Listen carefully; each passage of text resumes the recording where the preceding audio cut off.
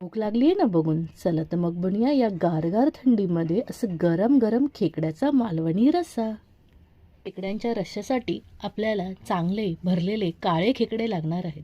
खेकडे व्यवस्थित साफ करून ते स्वच्छ धुवून घ्यायचे। चा गाभा म्हणजे मधला भाग, नांगे आणि लाक सगळे या तिन्ही गोष्टी व्यवस्थित साफ करून घ्यायच्या। खेकड्यांच्या छोट्या नांग्या या मिक्सरमध्ये पाणी घालून बारीक वाटून घ्यायच्या।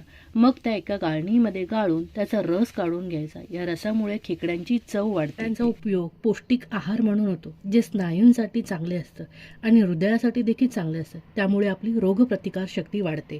हिंग, कांदा, टोमॅटो, कढीपत्ता घालून खेकड्यांचा गाभा आणि नांगे घालून घ्यायचे आणि खेकड्यांची लाग देखील घालून घ्यायचे। नंतर मालवणी मसाला, हळद, मीठ घालायचं। व्यवस्थित परतून घेऊन वाफ काढून घ्यायची। नंतर खेकड्यांमध्ये आपण तयार केलेले जे पाणी आहे ते घालून घ्यायचे। खेकड्यांच्या रस्स्याला खूप छान चव येते।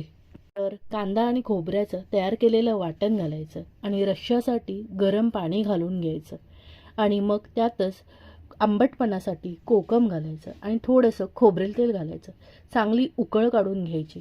जेव्हा उकळ येईल तेव्हा कोथिंबीर घालून आपला खेकड्यांचा मालवणी रस्सा तयार आहे। व्हिडिओ आवडला असल्यास चॅनलला सबस्क्राईब करा।